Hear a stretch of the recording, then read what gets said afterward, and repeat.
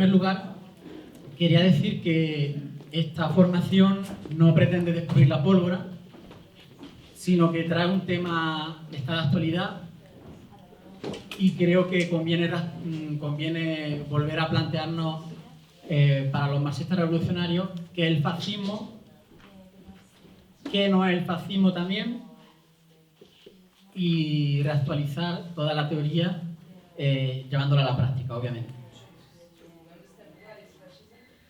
Quería decir en primer lugar, por cuestiones de tiempo, puede quedarse escueta la formación, pero el objetivo sería unir un hilo pardo, digamos, lo mismo que hay un hilo rojo, un hilo pardo desde el fascismo como fenómeno político en los años 30 a lo que tenemos ahora, que de ninguna manera se puede llamar fascismo, sino movimientos de extrema derecha, con algunos tics neofascistas, pero no el fascismo que se dio como herramienta del capitalismo en los años 30 y que supuso, llegó al poder en Italia y Alemania.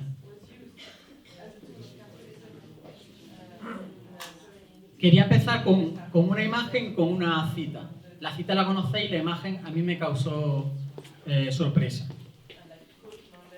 Esta foto en el que le dan dos jerarcas nazis en el año 38 a Henry Ford, símbolo del capitalismo estadounidense y de la línea de montaje, la Gran Cruz de la Orden Suprema del Águila Alemana.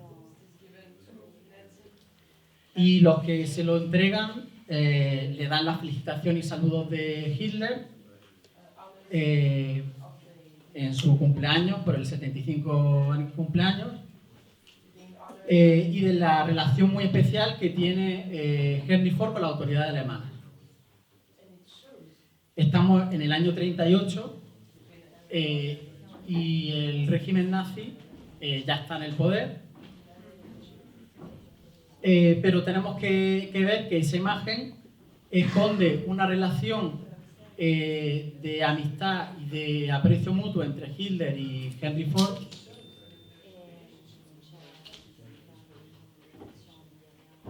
unos panfletos y un libro titulado El Judío Internacional, que populariza o que defiende el antisemitismo, y ese libro llega a Alemania y hace que se conviertan en dos personas con un buen trato hasta los últimos días de su vida.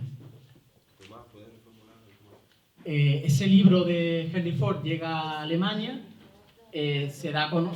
lo conoce Hitler, de hecho es el único retrato que tiene Hitler en su despacho.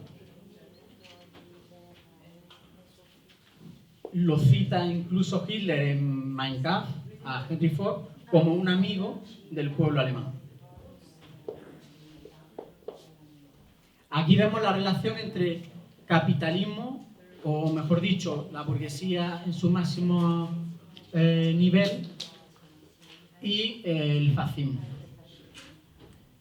La segunda idea que quería lanzar para iniciar esta formación es una cita que seguramente conocéis, pero que conviene escuchar.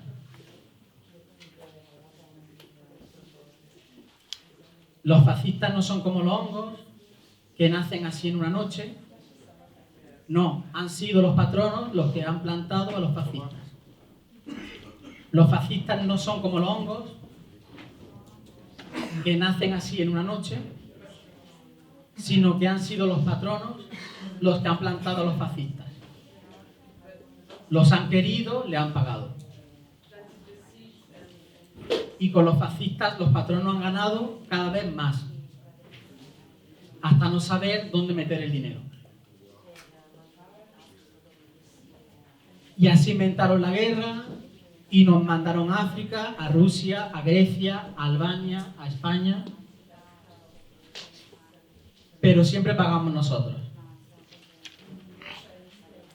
¿Quién paga? El proletariado, los campesinos, los obreros, los pobres.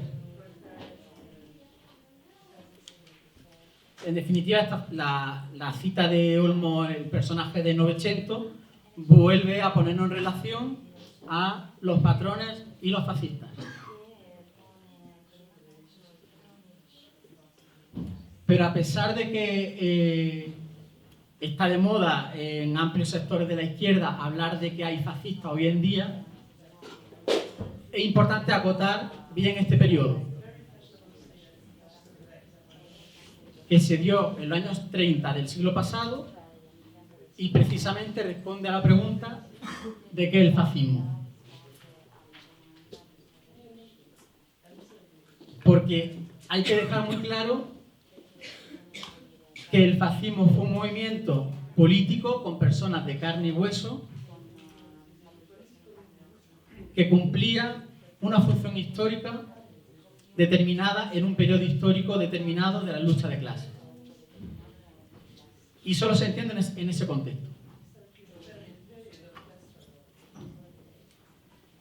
El hilo pardo que sí podemos ver es que hunde sus raíces el fascismo en las organizaciones paramilitares que, o bien, por ejemplo, en Barcelona, los escamós perseguían y disparaban a los trabajadores, a los anarquistas, para reprimir las luchas del movimiento obrero en los años 20,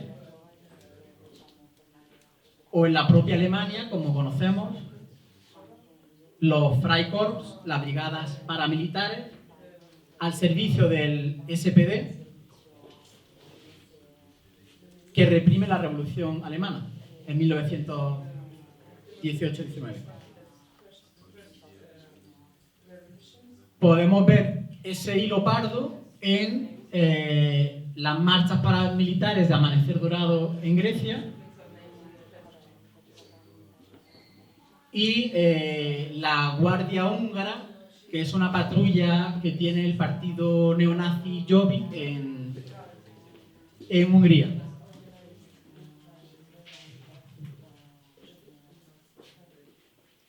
Para llegar a lo que defendemos como antifascismo, el marxismo revolucionario, es interesante verlo a través de la historia del propio movimiento comunista en estos años. Y me voy a servir de dos definiciones del fascismo que dan dos conocidos, un filósofo y un dramaturgo, para explicar cómo, a medida que el estalinismo se consolida y divide al movimiento obrero, desde esos bandazos, esos giros bruscos de marchar del tercer periodo a los frentes populares,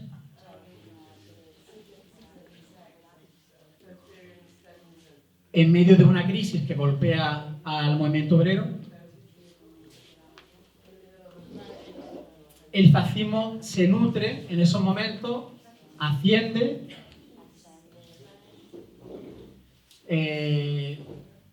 enamora los corazones de muchísimos trabajadores y llega al poder.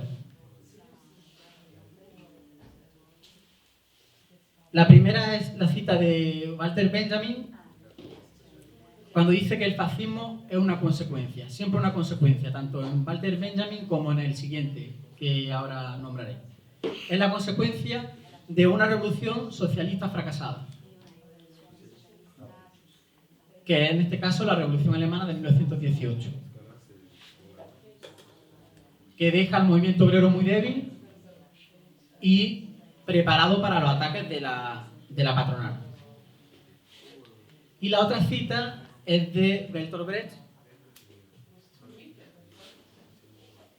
que señala que también el fascismo es una consecuencia, pero en este caso de Bertolt Brecht. Pero en este caso sería una consecuencia de una burguesía asustada. Una clase capitalista aterrorizada por la expansión del movimiento obrero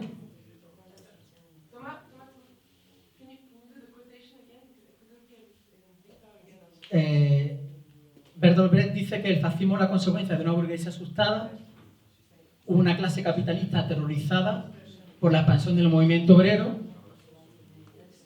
y el triunfo de la revolución bolchevique.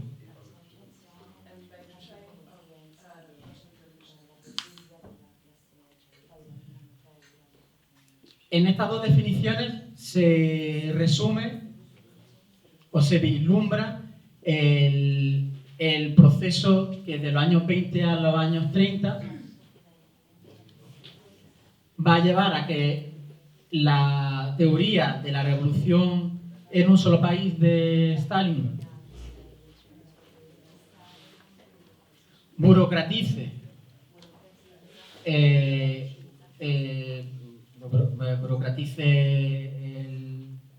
Partido Comunista y lleve a cabo un freno en la extensión de la revolución en otros países,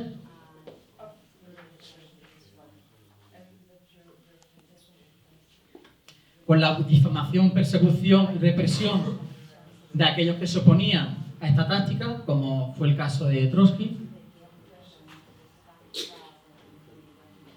y de aplazar la toma del poder para otro momento.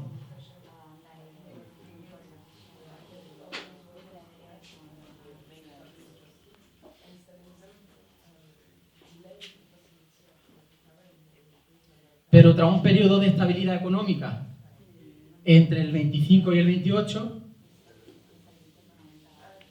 estalla una nueva crisis y las luchas obreras vuelven a sacudir todo el continente.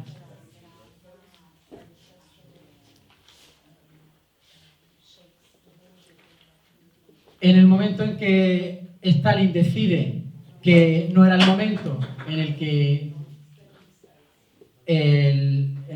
la revolución pudiera extenderse al resto de Europa,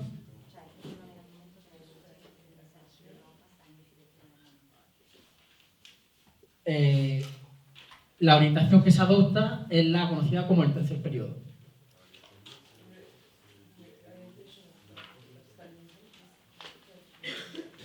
Que magnifica, este tercer periodo magnifica el fascismo. Toda Europa está bajo el fascismo, según Stalin. Cuando eran gobiernos de tendencia liberal o socialdemócrata.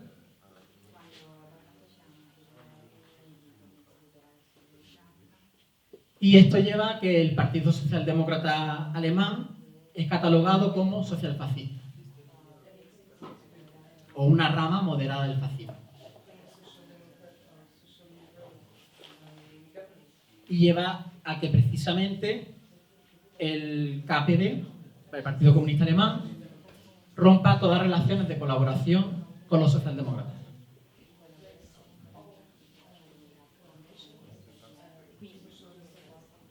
Tenemos aquí la primera división del movimiento obrero en un momento de crisis capitalista, poniendo las esposas a los trabajadores en un momento en el que el fascismo cobra fuerza.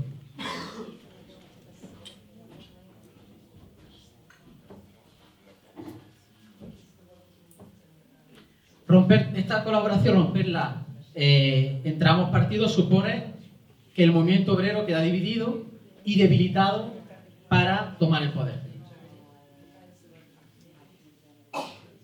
Incluso se da el caso tan flagrante en el que el KPD, aconsejado por la burocracia estalinista de Moscú, colabora abiertamente con el partido nazi para sabotear y derivar al SPD.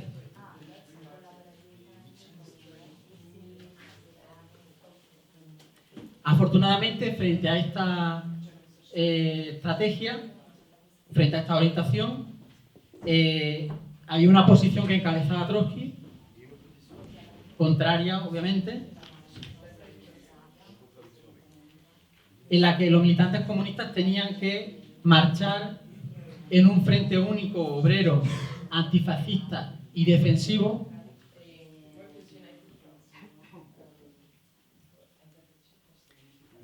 de la mano de los socialdemócratas contra un enemigo común.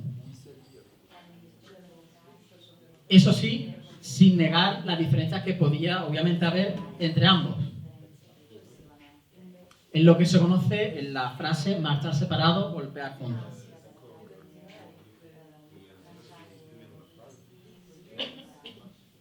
En definitiva, la alternativa antifascista que propone Trotsky, la teoría del fascismo de Trotsky, supone que la unidad de acción de la clase obrera únicamente sirve para fortalecerla contra la burguesía cuando ésta echa mano del fascismo para aplastarla, para aniquilarla.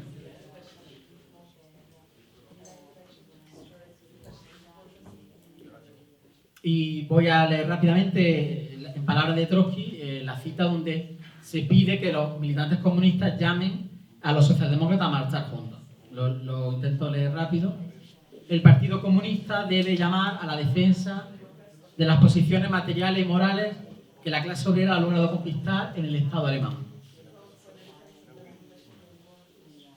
Esto se refiere muy directamente al destino de las organizaciones políticas obreras. Los sindicatos, periódicos, imprentas, clubs, bibliotecas, etc. Los obreros comunistas deben decir a sus compañeros socialdemócratas: las políticas de nuestros partidos se oponen irreconciliablemente. Pero si los fascistas vienen esta noche a destrozar el local de vuestra organización, os aseguramos que vendremos corriendo, arma en mano, para ayudaros. ¿Nos prometéis que si nuestra organización es amenazada, correréis en nuestra ayuda? ¿Nos prometéis que si nuestra organización es amenazada, correréis en nuestra ayuda?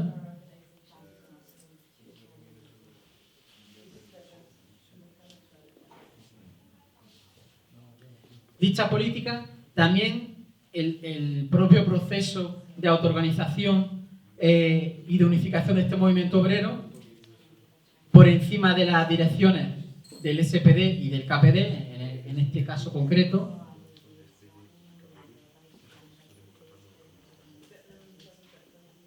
podía conducir a reforzar al propio movimiento obrero.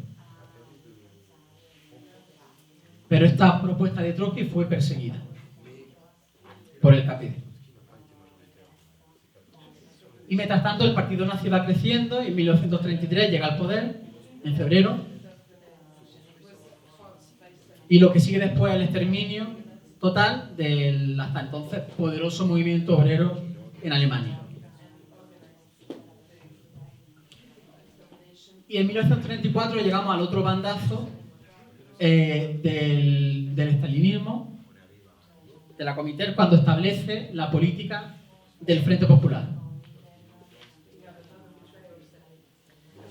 por la que llama tanto a socialdemócratas como a comunistas de toda Europa a unirse en listas electorales para frenar el fascismo en la urna.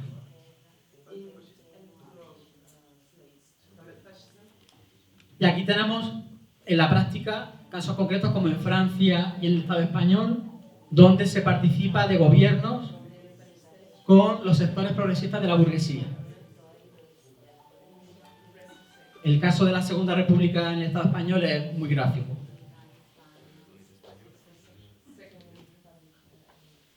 Quería señalar cómo en este entretiempo entre los dos bandazos que da la Comintern en este periodo, el fascismo aprovecha esta debilidad y da ese salto en Italia y en Alemania.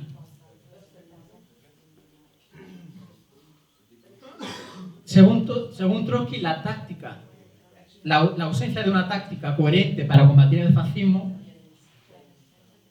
por parte de la Comintern estalinista, la falta de este análisis de lo que era el fascismo en su contexto histórico, produce esta entrega, digamos, prácticamente sin dar la pelea. Para Trotsky,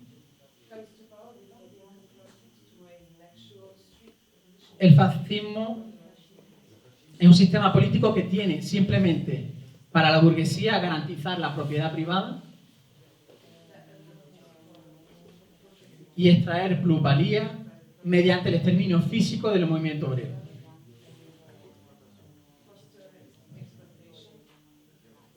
Y esta definición tiene que ser clara cuando oímos en los medios, oímos en los círculos de la izquierda amplia de que el fascismo está llegando a las instituciones.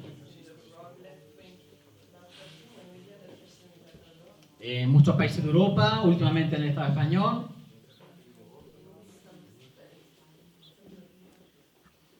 Luego volveré al presente, pero hago esa comparación de la definición estrictamente, stricto sensu, de lo que es el fascismo para Trotsky. En 6 puntos, Ernest Mandel desarrolla en los años 60, o recoge, mejor dicho, puntualiza esta teoría. Dice que el fascismo, insiste, que es una expresión de una crisis estructural del capitalismo, en concreto de una crisis de reproducción del capital, porque literalmente dice la función histórica de la toma del poder por los fascistas consiste en modificar por la fuerza y la violencia, y son términos importantes, las condiciones de reproducción del capital en favor de los grupos decisivos del capital monopolista. En segundo lugar, para la burguesía es un todo o nada, es una apuesta por entregar el Estado y todos sus elementos de represión, de control, al fascismo, la delegación en un líder, en un partido único, a pesar de que pierde ese control la burguesía, pero están dispuestos a todo para frenar el movimiento obrero y esa agitación o esa toma de poder. Se insiste en que lo que se busca, esta centralización del poder, es terminar, acabar, destruir la mayor parte de las conquistas del movimiento obrero y al propio movimiento. Y es importante también señalar en quiénes se apoya el fascismo para hacer esto. Y es en la pequeña burguesía. Estamos hablando de pequeños y medianos comerciantes, pequeños propietarios, profesiones liberales, técnicos de alta cualificación, que ven con miedo el nivel de precarización, la disminución de la calidad de vida con la crisis del capitalismo. Y temen que una revolución social por parte del movimiento obrero agudice este estado de precariedad o de crisis. Por lo tanto, el fascismo requiere, para verse catapultado al poder, requiere un apoyo financiero y también un apoyo político de sectores importantes de este capital. Para ello, las bandas paramilitares se convierten en la policía del nuevo Estado fascista. Y partidos fascistas y Estado se convierten en una misma entidad.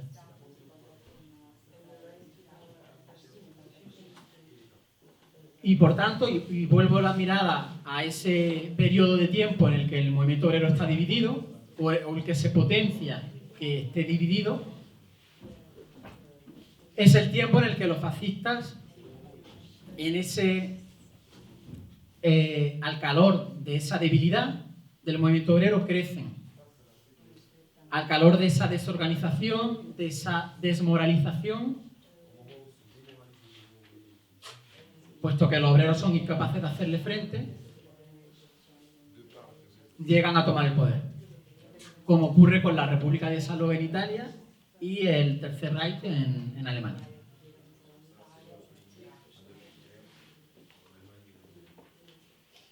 Por lo tanto, visto cuáles son los elementos que caracterizan al fascismo como fenómeno político en una época determinada, tenemos que negar que el ascenso de grupos de extrema derecha hoy en día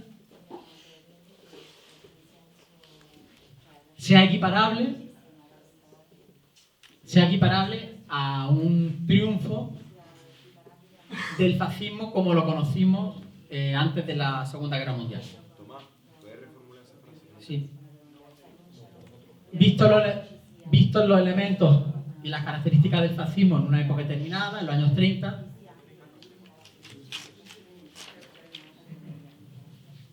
no podemos decir que los movimientos de extrema derecha que participan en los últimos años al calor de la crisis capitalista en las instituciones puedan derivar en un triunfo del fascismo como el que se dio antes de la Segunda Guerra Mundial.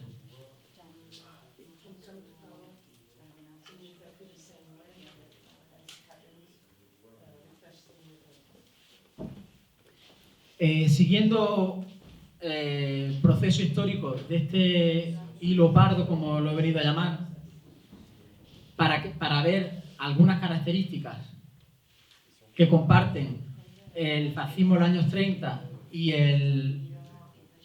este ascenso de la extrema derecha, nueva derecha, alt-right, como también se viene a llamar.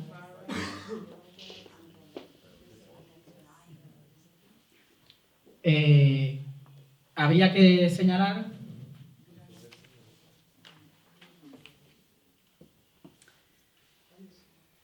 que los movimientos fascistas se dieron en los años 30 en todos los países de Europa, aunque solo triunfaran en 2.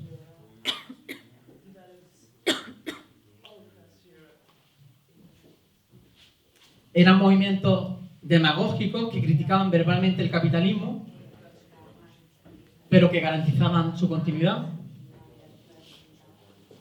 Solo tenemos que ver la economía que lleva a cabo Hitler en el Tercer Reich. Son corrientes ultranacionalistas con ansias imperialistas y militaristas que apelan a una mitología-nación. Aquí sí podemos ver coincidencias con los movimientos de extrema derecha actuales. Realizan un llamamiento a una revolución nacional de las masas, hacen una apelación a las masas de carácter anticomunista, antiliberal y en aquel caso, en los años 30, antidemocrático. Hoy la extrema derecha no niega la democracia, participa de ella, participa de las instituciones. A pesar de que Hitler llega al poder por vía parlamentaria, con sus manejos, pero hay una exaltación de la guerra, de la virilidad, de la fuerza, del líder supremo que tiene que guiar a la nación y al conjunto de los trabajadores. Y hay también un encuadramiento y reclutamiento obligatorio de toda la sociedad en un sistema corporativo estructurado del Estado. Y por último, la economía que llevan a cabo, que pretenden llevar a cabo estos movimientos fascistas en los años 30 es de régimen estatalista, defiende una economía autárquica, intervencionista. Pero, sin embargo, las tasas de plusvalía y explotación son enormes.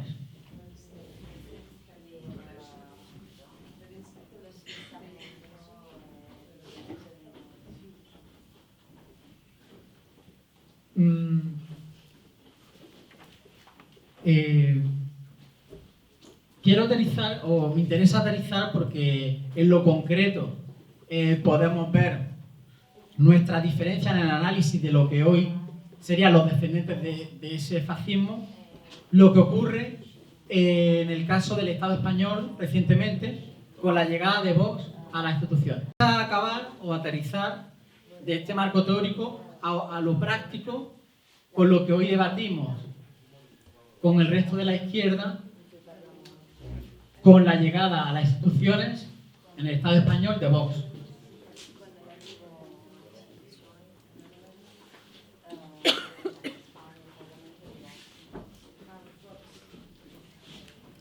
Vox es la primera extrema derecha que tenemos en el Estado español desde los finales de los años 70. Pero es simplemente una decisión natural del Partido Popular, una decisión natural, con un programa profundamente neoliberal y cuyo voto, hasta el momento, proviene de sectores muy concretos.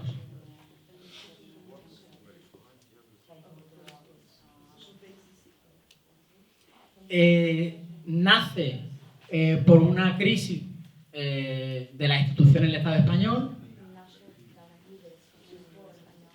pero sobre todo del estado de corrupción del Partido Popular, del incumplimiento de su programa en cuestiones territoriales, como la cuestión catalana.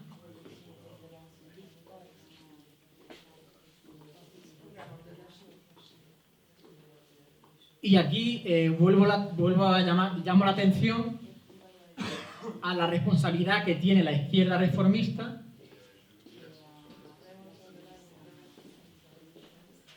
en la cuestión nacional, que ha dado alas a el triunfo o la visibilización de Vox.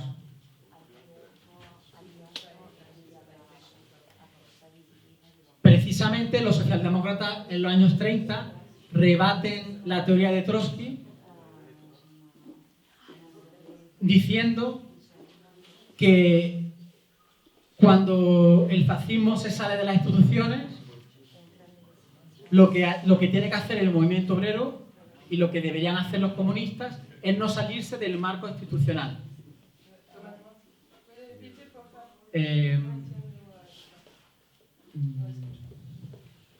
Los socialdemócratas dicen en los años 30 que cuando el fascismo se sale de las instituciones, de la vía parlamentaria, los comunistas deberían quedarse en ese marco parlamentario, en no agitar la movilización, no llevar el conflicto de clase fuera del Parlamento, porque así despertarían al fascismo. Precisamente, Pablo Iglesias hace un año decía una frase muy parecida, que la unilateralidad de la cuestión catalana había despertado al fascismo. Sin mirarse al espejo y ver el grado de responsabilidad que tenía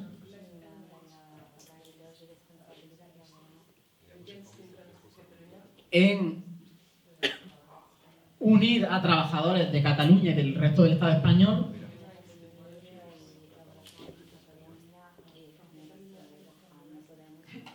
en la cuestión nacional.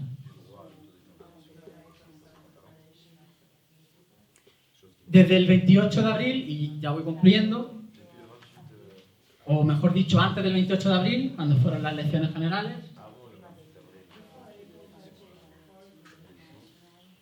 toda la izquierda, desde el PSOE, la izquierda reformista, desde el PSOE hasta Unidos Podemos, nos decían que había que parar el fascismo, había que parar a Vox. Que lo que había ocurrido en Andalucía tenía solución.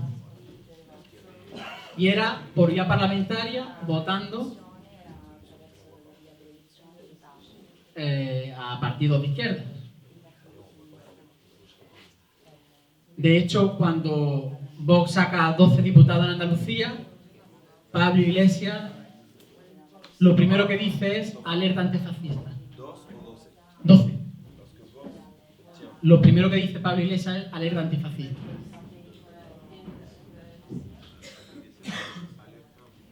Y aquí tenemos que volver a decir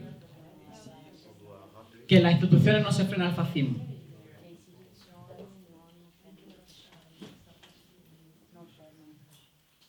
Porque lo que nos proponen Pablo Iglesias, Alberto Garzón y la izquierda reformista es hacer un cordón sanitario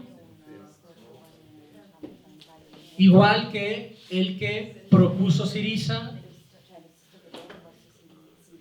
con la derecha frente a Amanecer Dorado. Amanecer Dorado en Grecia.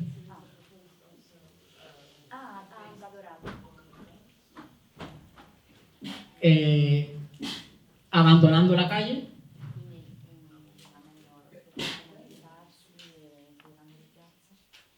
y fue en Grecia precisamente el movimiento de la izquierda anticapitalista, el movimiento sindical organizado, donde pudo enfrentarse a el encuadramiento de Amanecer Dorado en los puestos de trabajo.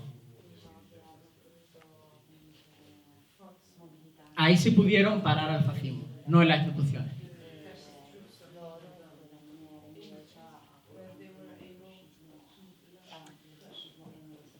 Cuando precisamente se dan movilizaciones de masa en Francia con un carácter nítido de clase, es el Frente Nacional el que tiene dificultades en aparecer en el debate público. No tiene respuesta que ofrecer y no puede posicionarse a favor de la clase trabajadora. La cuestión que deberíamos hacernos la izquierda en el Estado español es si sería capaz, en un momento dado, Santiago Abascal, que es el líder de Vox, Santiago Abascal, el líder de Vox, que ha vivido 20 años en instituciones con el Partido Popular, si sería capaz de posicionarse públicamente ante sus votantes obreros si se diera una situación de movilización sostenida, de lucha en la calle o incluso de huelga general.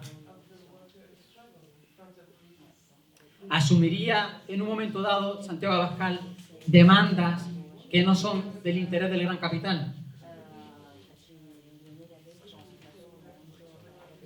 ¿Estaría dispuesto en algún momento Vox a tener un programa para aquellos trabajadores precarios, por ejemplo, que luchan o se organizan en Globo, en Amazon, sin contrato, como falsos autónomos?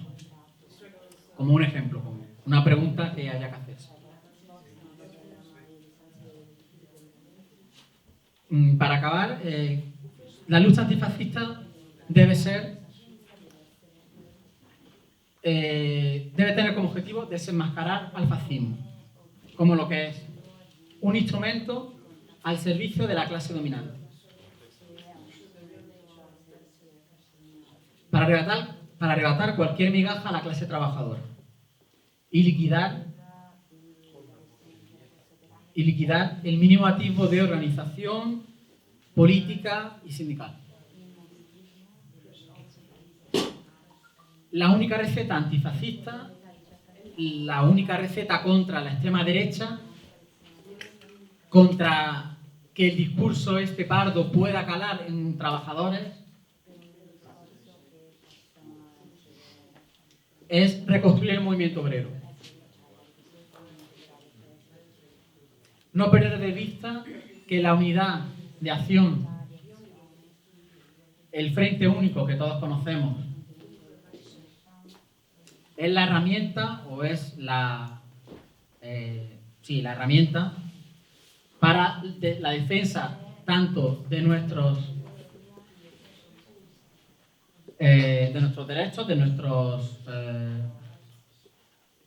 logros como clase trabajadora, frente a la burguesía y frente a que este veneno se pueda extender, este veneno pardo se pueda extender en los trabajadores.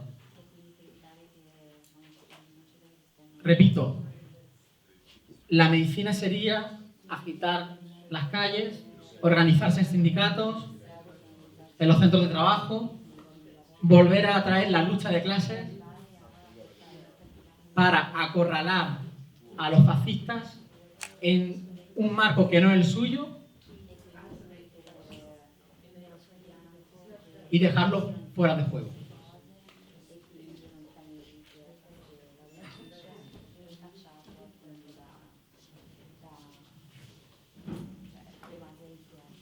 Había muchas más cosas que decir de cómo diferentes movimientos de extrema derecha en Europa juegan al despiste, utilizan un programa que parece menos neoliberal del que nos presentan, pero creo que con las ideas que he reseñado y con los ejemplos y citas que he puesto,